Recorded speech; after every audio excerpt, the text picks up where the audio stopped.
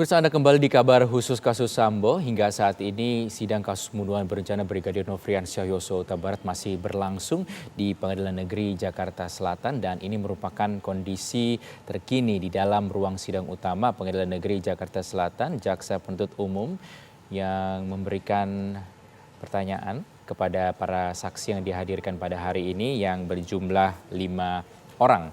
Ini merupakan saksi yang dihadirkan pemirsa dalam sidang lanjutan pembunuhan Brigadir Nofriansyah Yosua Huta Barat dengan terdakwa pada Richard Eliezer, Kuat Ma'ruf dan juga Ricky Rizal. Saksi-saksi yang dihadirkan pada hari ini pemirsa terdiri dari dua orang petugas swab dan ada dua juga orang yang merupakan pegawai perusahaan telekomunikasi dan satu merupakan driver ambulans yang tadi kita sudah dengarkan memberikan keterangan dan juga menjawab pertanyaan-pertanyaan dari jaksa penuntut umum. Kita kembali bergabung dengan Pak Abdul Fikar Hajar, pakar hukum pidana. Pak Fikar masih tersambung bersama kami, Pak.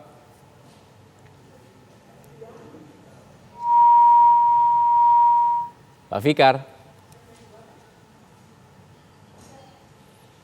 Oke, nampaknya masih terjadi gangguan komunikasi dengan narasumber kami, pemirsa, pakar hukum pidana Abdul Fikar Hajar.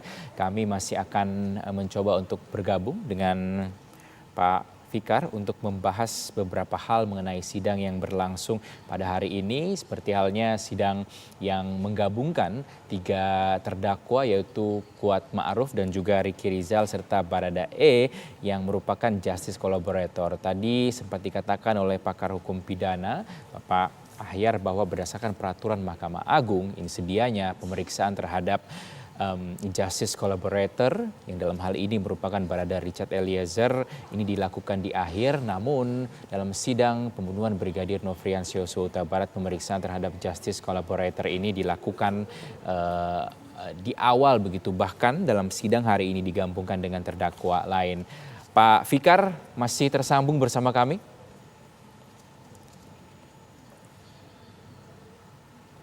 Pak Fikar? Halo, ya, halo. Baik, ya, baik. Gimana, Mas? Ya, Pak Fikar, Majelis Hakim memutuskan untuk menggabungkan sidang 3 terdakwa, yakni Barada Richard Eliezer, kemudian Bribka Ricky Rizal dan juga Kuat Ma'ruf dengan alasan untuk mempersingkat waktu. Pak Fikar melihatnya seperti apa? Ya, saya kira jika memang betul bahwa saksi-saksi yang akan didengarkan, dalam hal ini ada berapa tadi? 9 ya? 6 apa? Ada 5, Pak. Ada 5. Ya, saksi-saksi ini akan menerangkan hal yang sama terhadap ketiga terdakwa itu, ya. Dan memang pasti sama karena peristiwanya satu kan sebenarnya. Cuma dari sudut pandang yang berbeda gitu, ya kan. Nah, karena itu menjadi relevan kalau menurut saya untuk menyatukan persidangan ketiga perkara itu, gitu. Walaupun terdakwanya atau perkaranya berbeda-beda, tetapi kedudukan saksi dan keterangannya itu akan sama karena peristiwanya sama, peristiwanya kan satu. Nah, saya kira ini efisiensi, ya. Okay. Meskipun umpamanya kalau kita larikan ke kitab hukum acara pidana, ya belum ada diatur seperti itu, ya. Tetapi saya kira ini tidak melanggar ya ajas, bahkan menurut saya memenuhi ajas persidangan yang cepat dan sederhana. Walaupun gitu, status ya kan? dari Baradae ini justice collaborator ya Pak Fikar ya, apakah ini bisa berpotensi malahan merugikan posisi Baradae sendiri Pak sebagai GC ini? Ya, GC kan sebenarnya sama ya, maksud saya dia tidak, ketika seseorang ditetapkan sebagai GC, dia ya harus menyatakan apa yang dia lihat, apa yang dia dengar, dia rasakannya sendiri. Kan itu ininya, cuma ada penekanan, ada jaminan gitu di JC ini. Yang tidak JC itu tidak ada jaminan yang dinyatakannya itu benar gitu, sampai terbukti memang tidak benar gitu, ya kan. Nah, jadi yang JC ini kan harusnya ketika dia mengungkapkan itu dia pasti benar gitu, ya. Benar maksud saya, benar dalam pengertian apa adanya, seperti yang terjadi atau dia dengar, dia lihat, dan dia rasakan sendiri gitu. Jadi tidak ada yang ditutup-tutupi. Nah itu kan ininya, perbedaannya gitu. Tapi saksi lain ya meskipun dia diikat juga dengan sumpah ya belum tentu ya belum tentu sama dengan seterang JC ini gitu. Kalau JC itu udah pasti gitu. Dia akan mengatakan apa adanya ya sebagaimana yang terjadi apa ya dia lihat, dia dengar dan dia rasakan sendiri itu tadi. Nah itu.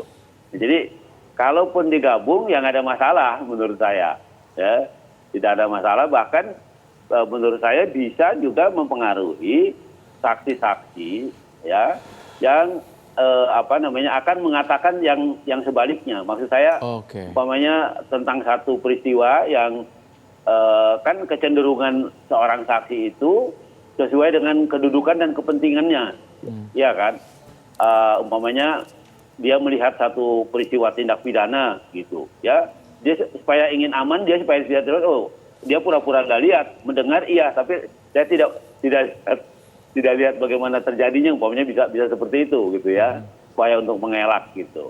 Nah itu yang itu sangat mungkin terjadi gitu. Nah karena itu dengan JC ini, JC ini akan menyatakan yang seterang-terangnya tentang peristiwa itu, karena dia ada jaminan untuk diberikan keringanan, baik tuntutan maupun hukumannya.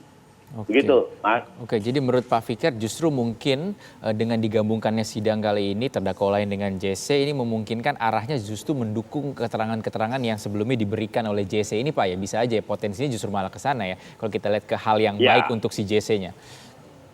Betul. Jadi mengarah kepada semuanya akan berkata benar gitu. Karena ada itu tadi ada JC, mereka ngeri juga untuk menyatakan yang tidak benar. Mungkin kan ini juga yang jadi pertimbangan hakim ya? Ya, saya kira itu juga yang menjadi pertimbangan hakim. Oke. Pak, dalam sidang sebelumnya kan kita sempat saksikan ART Verdi Sambo yang bernama Susi, lalu Diryanto alias Kodir ini dicecar oleh hakim dan jaksa karena memberikan kesaksian yang berubah-ubah. Kalau Pak Fikar lihat hal ini seperti apa?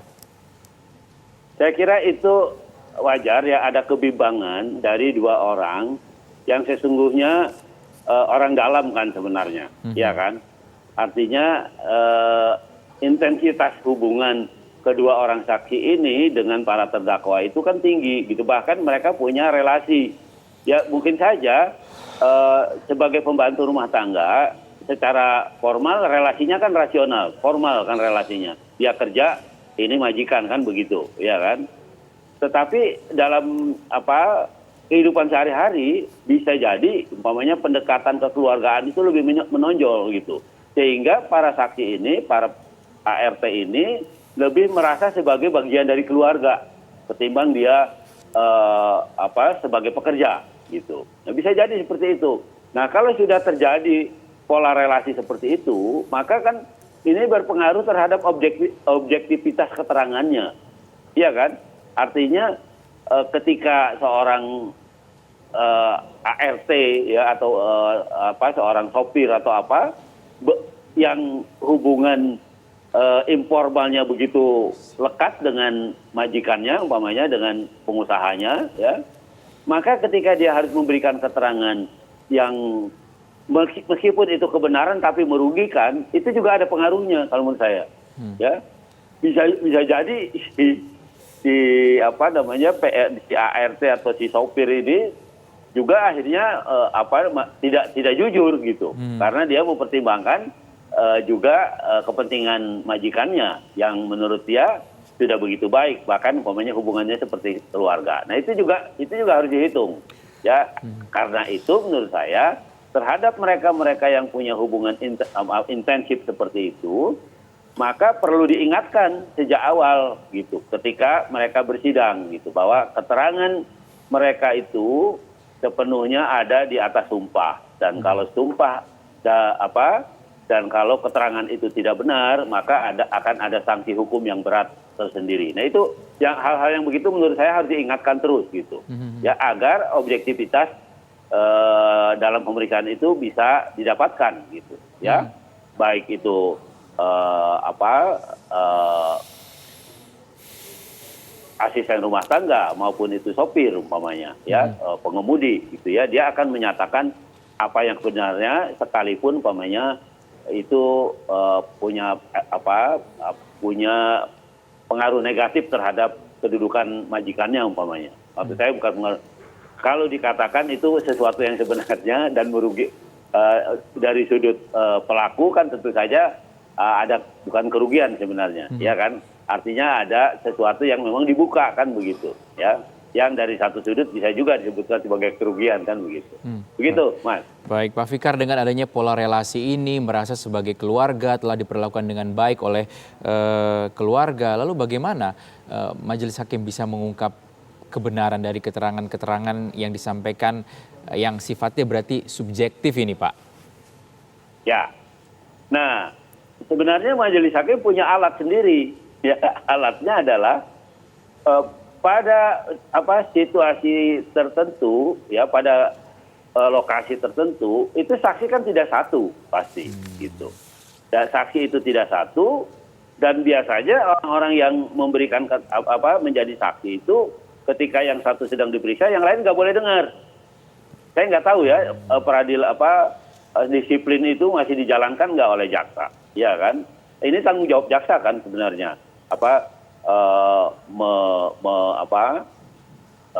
melokalisir saksi yang belum didengar supaya dia tidak bisa mendengar keterangan saksi yang sedang memberikan keterangan, gitu.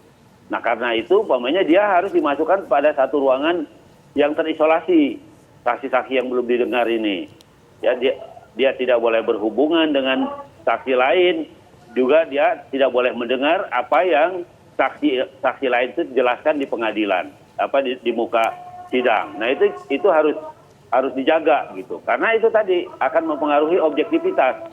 Sangat mungkin saksi yang lain itu terpengaruh, ya saksi yang belum disidang itu terpengaruh oleh saksi yang sudah dinyatakan sidang. Ya bisa terpengaruh karena dia malas berpikir, bisa juga karena ketakutan.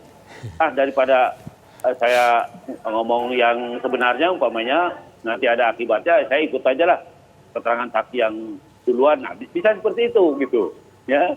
Nah, karena itu memang harus diisolasi antar saksi-saksi, terutama saksi yang fakta, ya, yang menjelaskan satu objek tertentu, objek tertentu yang sama, begitu. Ya, harus diisolasi, Pak. Lalu bagaimana jika kita sebelumnya juga sempat ada dugaan bahwa saksi-saksi yang mempunyai hubungan dekat ini, taruhlah ART, telah mendapat arahan, telah diarahkan begitu keterangannya atau keterangannya harus seperti apa? Itu bagaimana nanti, Pak? Ya, itulah akhirnya ya kalau tidak dilokalisir, ya keterangannya itu ya seperti itu, seolah-olah ada arahan gitu.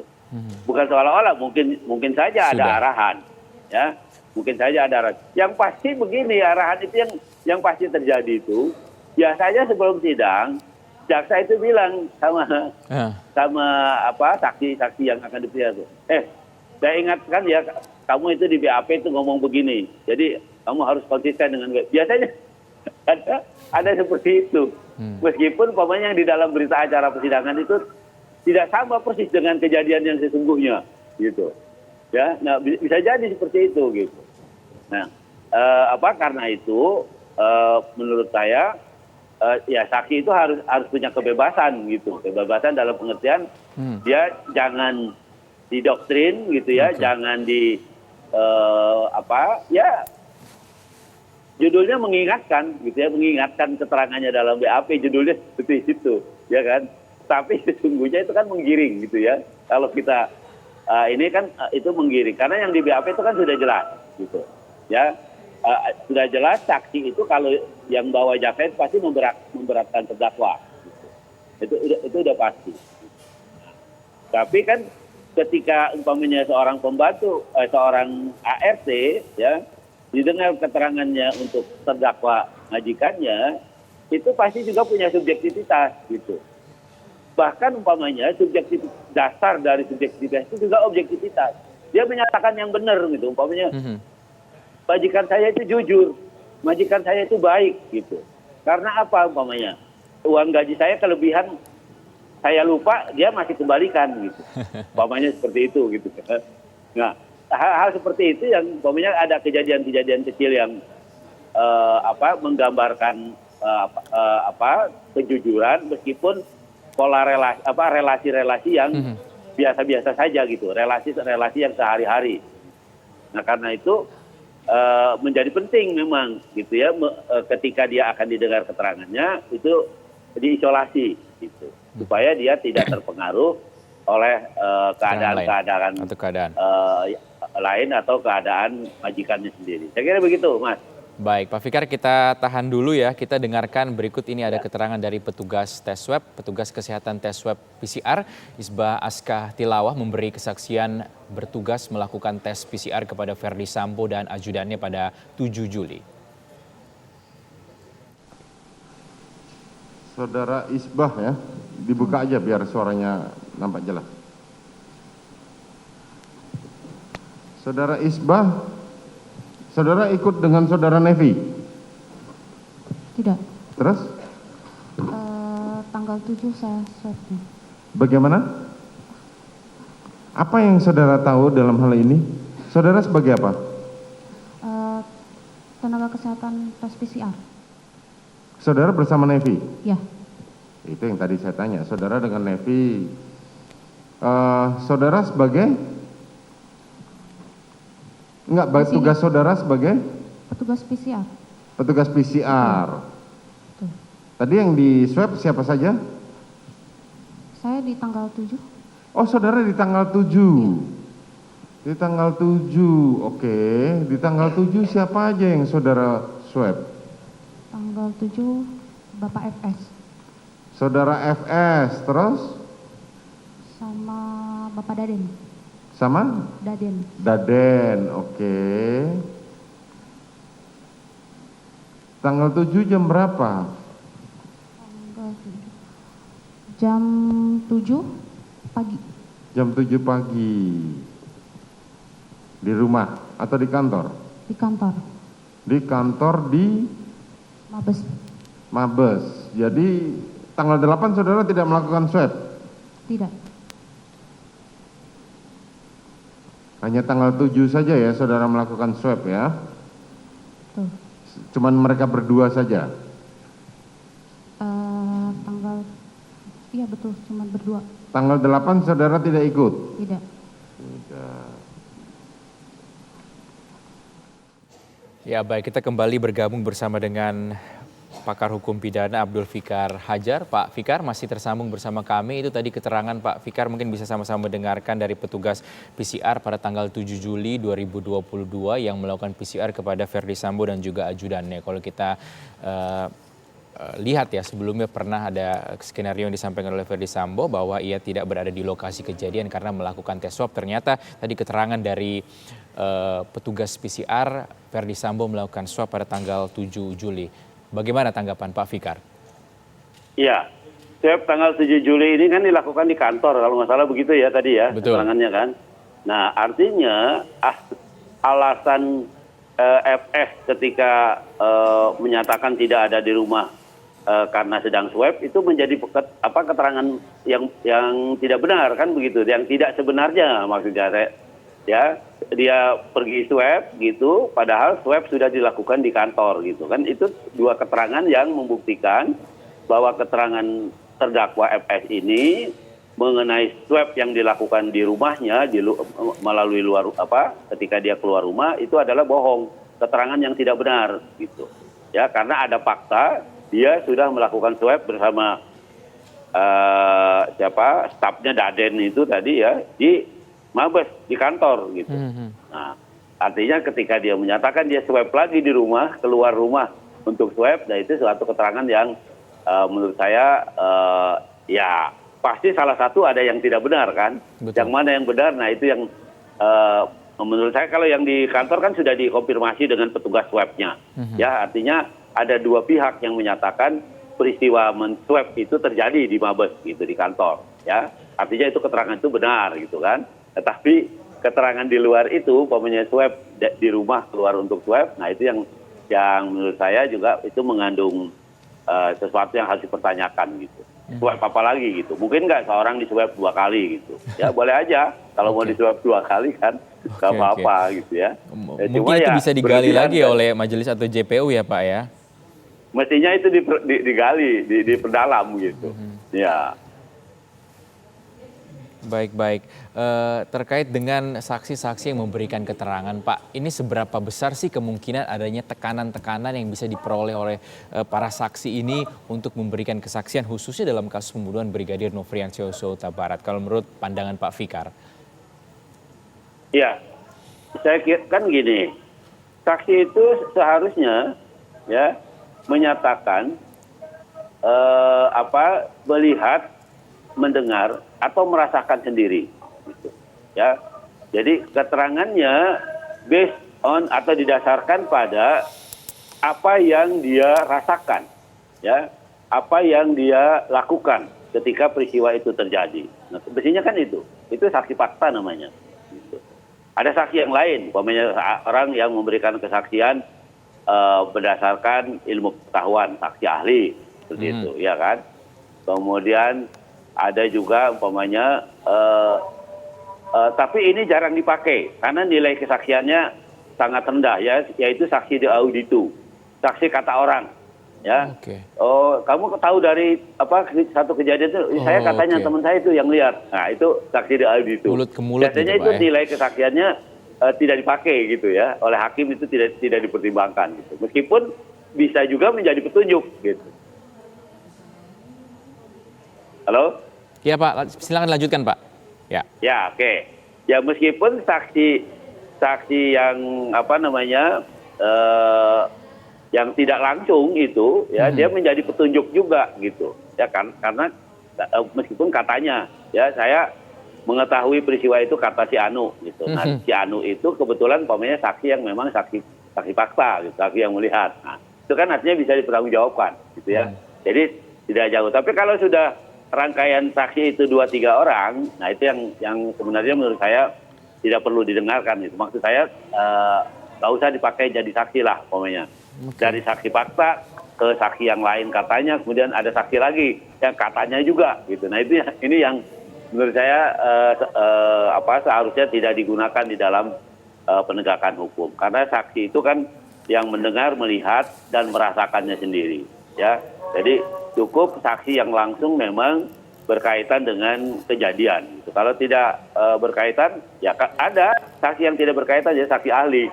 Yeah. Tapi kan dia menganalisis peristiwa berdasarkan keahliannya, ya kan. Artinya itu opini, pendapat namanya, bukan saksi, tapi pendapat ahli, gitu, ya.